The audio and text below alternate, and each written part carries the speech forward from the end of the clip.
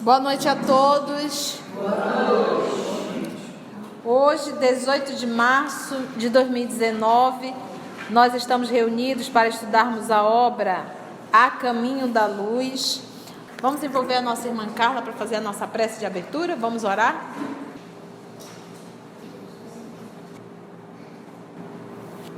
Jesus amigo, te somos gratos por nos reunirmos nesta casa, entre corações amigos, entre ideais que nos elevam ao pensamento, ao sentimento. Pela tua misericórdia, nós temos acesso a tantas bênçãos no dia a dia e te pedimos mais uma, de abrir nosso entendimento e fazer que ele chegue às nossas ações, para que esse estudo, esse aprendizado seja levado para a nossa vida, nos momentos onde a prova chega, que a gente precisa da tua luz, que não nos esqueçamos da oração, que nos liga a ti e nos protege e guia. Mais uma vez te pedimos a bênção para esse estudo e para os amigos que aqui se encontram. Muito bem. Então vamos lá, né? Provações coletivas dos judeus e dos romanos, tá? Porque nosso Senhor Jesus veio justamente no povo, nos hebreus, né?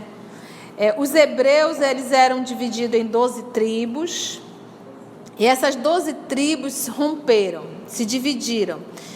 Se uniram 10 tribos contra 2 tribos. Então foram as 10 tribos que se reuniram para o norte e 2 tribos que se reuniram para o sul. As 10 tribos do norte se denominaram samaritanos, capital Samaria. As 2 tribos do sul se denominaram judeus, capital Jerusalém. Então, apesar de todos serem da mesma nacionalidade, vamos dizer assim, porque todos eram hebreus, eles se dividiram nessas tribos, e essas tribos se dividiram.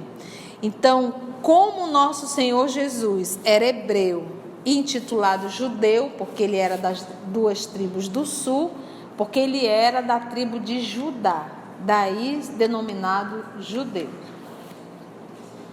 Para aquela sociedade daquela época, os judeus, os hebreus, eram o único povo, vamos dizer assim, a crença, naquela época, a crença de um Deus único, a massificação.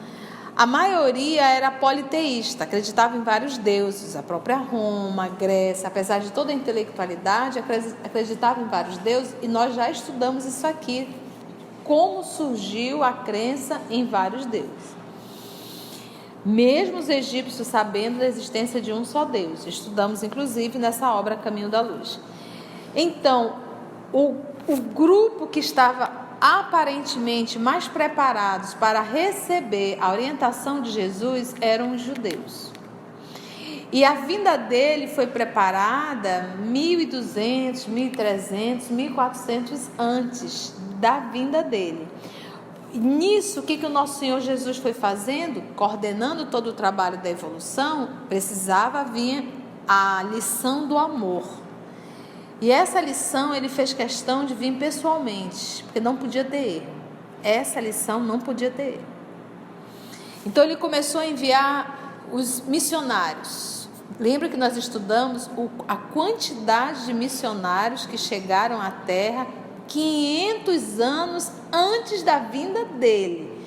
Ele mandou Forri, Lao Tse, Buda, Confúcio, veio uma turma muito grande para preparar o ambiente, fora o que antecederam todos eles, que foram os chamados de profetas. Então os profetas começaram a informar que deveríamos aguardar, que os judeus teriam o seu Salvador, né? Os hebreus teriam o seu Salvador, o Messias iria chegar. Aí alguns fantasiavam na hora da intuição, faziam uma fala alegórica, metafórica, e as pessoas tomavam aquilo ao pé da letra. Ele virá como um rei numa carruagem, rasgando o céu, e libertará todo o povo hebreu da escravidão. Então aí o povo foi fantasiando. Mas tinha também, só um pouquinho, mas tinha também o profeta Isaías, que ele vinha retratar a vinda do Messias, mas que esse Messias seria um Messias sofredor, que seria tratado como uma ovelha. Ele faz até a comparação, que iria ser tosqueado, e não iria dar um grito, porque a ovelha tem disso, você está tosqueando, você está matando, e ela não libera um som. Então eles foram dando N informações para identificar. Então nosso Senhor Jesus chegou para o povo, veio na cultura dos nossos irmãos hebreus. Por isso que, para nós estudarmos Jesus, é indispensável, para entendermos, estou falando de estudo mesmo, a parte moral não tem o que discutir. A parte moral não preciso nem estudar a cultura dos hebreus. Mas se eu quiser aprofundar na história do Evangelho e entender muito mais cada parábola, eu preciso compreender um pouquinho da cultura dos nossos irmãos hebreus. É indispensável fazer esse movimento. Então Jesus veio na cultura, se portou tal qual estava na Escritura, mas ninguém conseguiu e não quis identificá-lo. Não quis. Tanto é que quando se curou o cego, os sacerdotes mandaram chamar o cego para saber verdadeiramente se o cego não estava mentindo. Você fingiu esses 30 anos que você era cego, agora como é que pode? Então, eles não conseguiam conceber a ideia que aquele nazareno, que era um carpinteiro, que andava com pessoas muito simples e que era pobre, pudesse ser o rei dos judeus. Então essa era a maior revolta dos judeus, era ver que Jesus não era um homem de poder. Como é que ele, aquele homem simples, na leitura deles, poderia libertar Roma da opressão dos romanos? Porque a ideia que eles carregavam de libertação era uma libertação no horizontal, libertar da pressão. Só que esse povo também foi preparado para receber Jesus, mas devido à vaidade, o orgulho e prepotência, não aceitaram.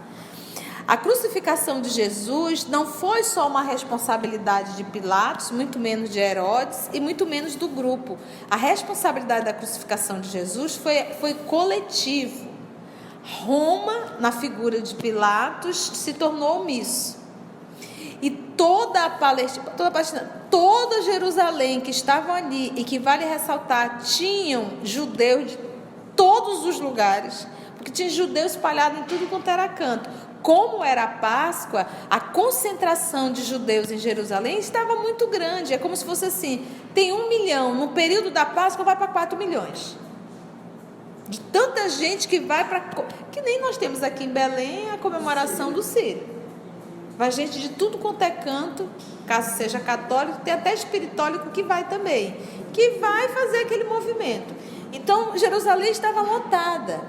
Aí, o que o Pilatos fez? Ele jogou a responsabilidade. Ele disse assim, olha, na Páscoa nós podemos soltar um preso. Então, eu vou oferecer Jesus e vou oferecer Barrabás. E o povo vai escolher.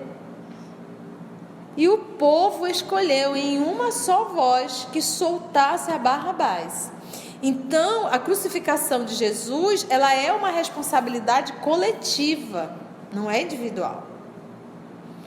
Então, Roma, na figura de Pilatos, e toda aquela cultura de judeus, aquela sociedade, adquiriram um débito coletivo. Por exemplo, o Chico tem uma entrevista dele no YouTube, que é questionado sobre o aborto. Ele diz: se o Brasil legalizar o aborto, o Brasil inteiro estará assumindo um débito coletivo que terá que ser reparado.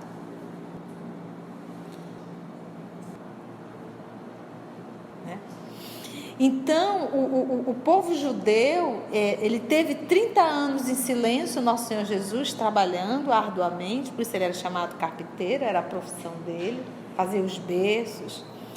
E 3 anos de trabalho árduo, deixou mãe, deixou pai, deixou todo mundo, foi para Galileia, estava na Galileia, foi ali para o lago do Tiberíades, ficou ali com os pescadores e realizou um trabalho e falou para todo mundo. E fez tudo como estava no figurino. Até entrar em Jerusalém sobre o burrinho, ele se submeteu para o identificá-lo e ninguém identificou. Então, temos um débito coletivo. Mas Conceição, o aborto, todos nós sabemos qual é o 5º mandamento. Pronto. Tem o que discutir. Não tem nada sobre o aborto na Bíblia? Tem, é o 5º mandamento, está lá no Antigo Testamento, no Decálogo: não matarás. Então, nós sabemos. Como nós sabemos, se erramos, arrumamos um débito coletivo ou individual, tá? Que é aquilo que a gente costuma dizer. Emmanuel fala: a evolução coletiva é lenta, a evolução individual é opcional. Não é lenta, é questão de eu acionar a minha vontade e decidir mudar, me tornar um ser humano melhor, fazer valer a minha encarnação. Entendeu? Depois desse alface de entrada, tomatezinho, né? Vamos agora para o texto. Provações coletivas dos judeus e dos romanos. Os seguidores humildes do Nazareno iniciam nas regiões da Palestina. Olha só, os seguidores humildes do Nazareno iniciam nas regiões da Palestina as suas pregações e ensinamentos. Os seguidores humildes do Nazareno iniciam nas regiões lá da Palestina as suas pregações e ensinamentos. Raros apóstolos sabiam da missão sublimada daquela doutrina sacrossanta, que mandava fazer o bem pelo mal. Não é fazer o bem pelo bem, é fazer o bem pelo mal. Se alguém te faz um mal, você revida com o bem. Era isso que mais doía. Porque Moisés, ele trouxe a lei de talião, olho por olho, dente por dente, que na verdade isso é uma lei do Código de Hammurabi. Mas por quê? Essa regra que ele trouxe já era uma evolução. Sabe por quê? Porque se eu fosse lá e matasse tua filha, tu ia lá na minha casa e acabava com a minha família inteira. Então a lei era uma lei equânime, de justiça. Não, se ele veio e matou teu filho, tu pode ir lá e matar o filho dele. Se alguém veio e arrancou a tua mão, tu pode ir lá também arrancar a mão. É olho por olho, dente por dente, nada mais que isso. Então já era uma evolução. Os judeus ensinavam que você deveria odiar o seu inimigo. Se eles estudavam, estava na Torá. Aí vem Jesus e diz que se alguém te fizer um mal, você tem que devolver com o bem. Até hoje a gente diz: lá de ser frouxo, fulano apronta com você e você responde. Hoje, 2000 E 20 quase anos depois, isso ainda fica na nossa garganta, essa vontade de revidar. Você imagina essa lição há 2020 anos atrás? Então isso para eles era o que? Covardia. Que mandava fazer o bem pelo mal e instituía o perdão aos próprios inimigos. Aí me faz lembrar Joana de Cusa. Joana de Cusa, o primeiro movimento, quando ela foi presa junto com o filho, adolescente, um rapazinho, amarraram ela em uma toco de madeira, vamos dizer assim, amarraram um filho em outro. Jogaram os gravetinhos, uma substância inflamável, e disseram assim: mulher, abjura, nega que tu é cristã, tu vai estar solta, tu e teu filho. Olha que coisa mais simples, só bastava negar. Ela calada estava, calada ficou. Aí os soldados, já se irritando, pegou um chicote e começou a chicotear o menino, porque ele disse: eu tenho certeza que agora ela vai negar, porque vou bater no filho dela, na frente dela, ela vai já dizer: nego, nego, nego, nego. Ele começou a bater no menino, ela calada estava, calada ficou. E o menino, desesperado, disse: mãe, nega, eu não quero morrer. Aí ela responde para o filho: te cala, tu não sabes o que dizes. Jesus era bom e soube morrer sem reclamar na cruz. E aí o soldado, irritado com essa mãe desnaturada, e disse: é isso que esse homem te ensina a morrer? Isso está no Boa Nova. E ela diz: não só a morrer, ele me ensina a te amar e a te perdoar. E os dois foram queimados. Quando as labaredas vai tomando uma proporção maior, ela sente uma mão amiga no ombro, que ela olha, é o Cristo. Vem, Joana, soubeste ser fiel até o fim. Hoje as labaredas não são mais de fogo, são essas labaredas morais, são essas dificuldades no dia a dia, que a gente não deve desistir, que a gente deve lutar, que a gente deve ir até o fim, para que um dia o nosso Senhor Jesus possa colocar a mão no nosso ombro e dizer: vem, Mônica, fostes fiel até o fim. Então, é esse movimento. Então, essa lição até hoje dói. Você imagina, eu contei essa história para minha mãe, a mamãe disse: minha filha, eu negava. Deus o livre, não ia deixar você ser queimada. Então, olha, é interessante a fala dela. E a gente se colocando no lugar de Joana, será que o nosso amor ao Cristo seria maior do que aos filhos? Então, olha só, o bem pelo mal e instituía o perdão aos próprios inimigos. De perto, seguem-lhes a atividade os emissários solícitos do Senhor, porque os discípulos continuaram, e outros tantos que foram se unindo. Paulo foi um. O apóstolo Paulo nunca ouviu da voz do nosso Senhor Jesus uma parábola. Tudo que ele ouviu foi que ele leu de Levi e ouviu de Pedro. E se tornou o maior divulgador do Evangelho.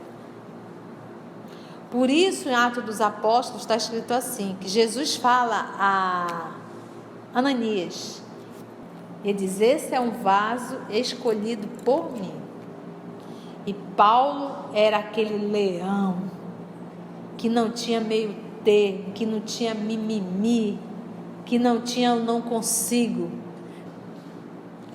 Por isso que ele precisava desse homem para divulgar o Evangelho. De perto segue-lhe então as atividades, os emissários solícitos do Senhor, preparando os caminhos da revolução ideológica do Evangelho. Esses mensageiros do alto iniciam, igualmente e de modo indireto, o esforço de auxílio ao império nas suas dolorosas provações coletivas. Vai começar. Um perfeito trabalho de seleção se verifica no ambiente espiritual das coletividades romanas. Olha, um perfeito trabalho de seleção se verifica no ambiente espiritual das coletividades romanas. Chovem inspirações do alto, preludiando e indicando as dores de Jerusalém e as amarguras da cidade imperial. Vaticínios sinistros pesam sobre todos os espíritos rebeldes e culpados. E a verdade é que, depois do cerco de Jerusalém, quando Tito foi o imperador de 78 a 81.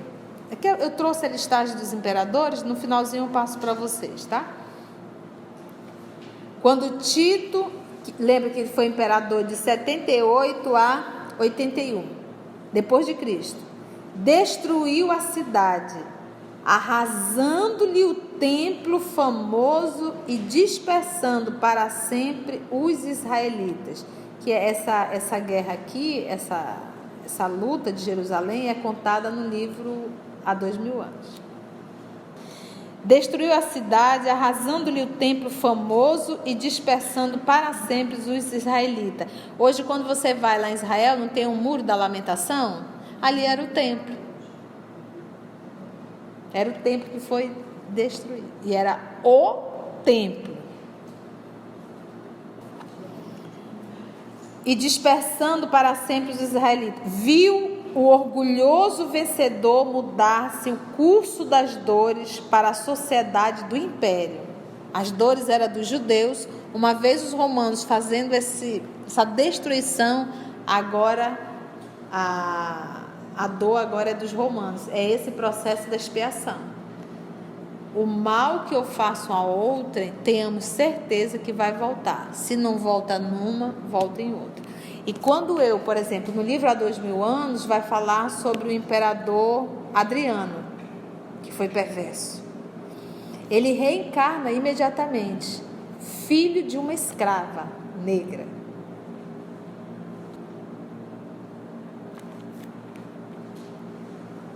O curso das dores para a sociedade do império, atormentada pelas tempestades de fogo e cinza que arrasaram Estábias, Herculano e Pompeia, as 3 cidades dentro de Roma. Arrasaram, acabaram. Estábias, Herculanos e Pompeia, que Pompeia, inclusive, foi a cidade que o senador Públio veio a desencarnar, destruindo milhares de vidas florescentes e desequilibrando a existência romana para sempre. Olha que interessante.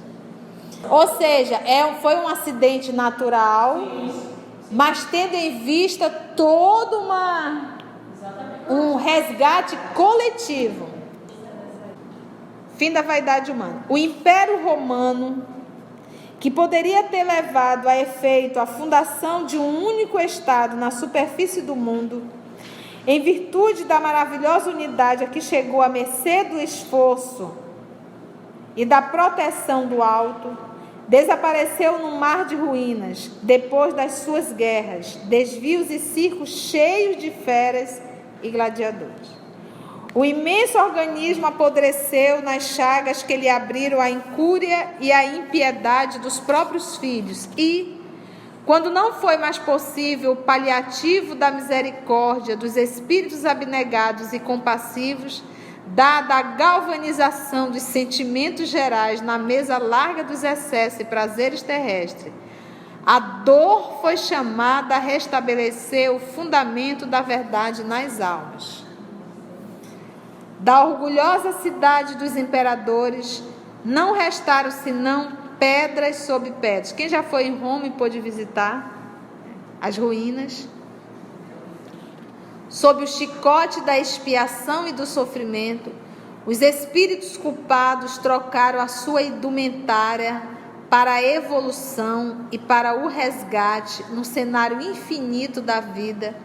E enquanto muitos deles ainda choram nos padecimentos redentores, gemem sobre as ruínas do Coliseu de Vespasiano os ventos tristes e lamentosos da noite. Retratando o quê?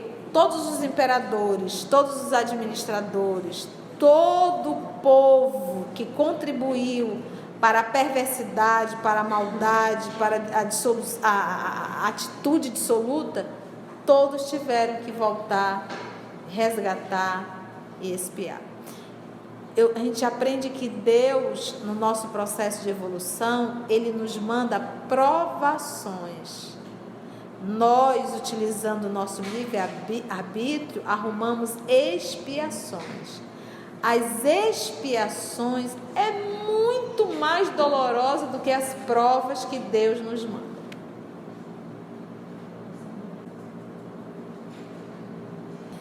Rapidamente, vamos ver os imperadores? Nós vamos falar dos 12 primeiros imperadores, tá?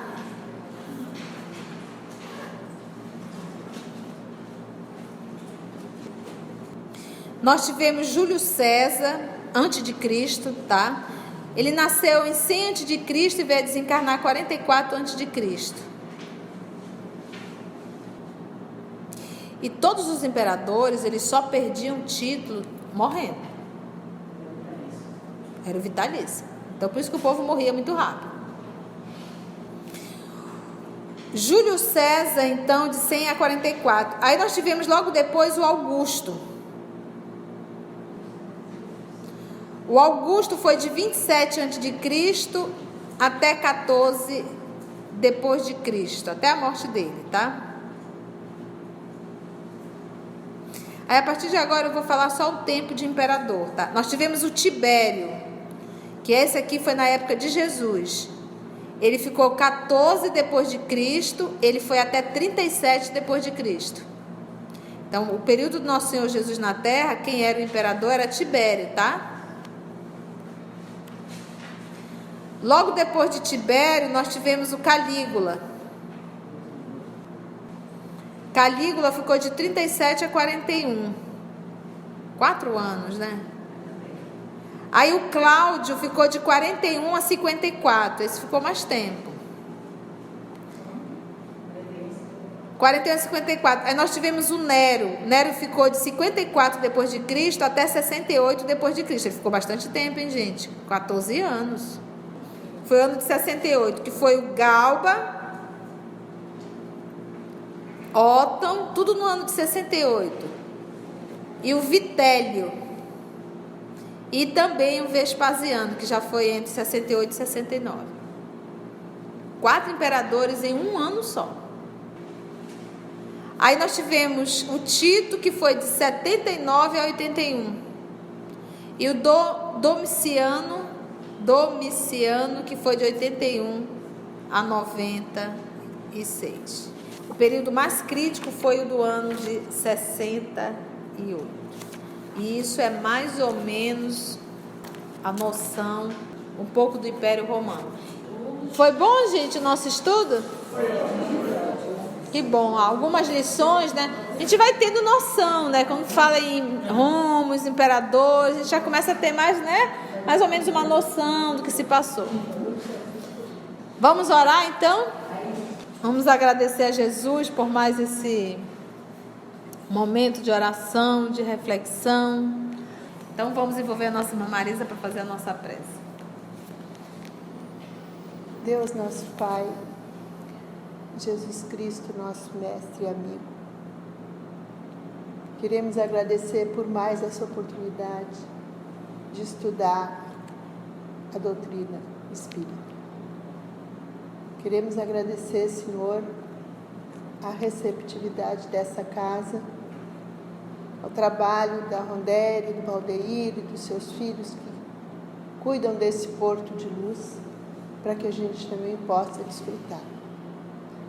Acompanha, Senhor, a viagem deles, o trabalho que eles estão fazendo, e acompanha a todos nós durante essa semana que hoje se inicia. Muito obrigada pela doutrina, pelas luzes, pelo conhecimento que nos é transmitido pela Tia, e fica conosco sempre, Jesus. Que assim seja.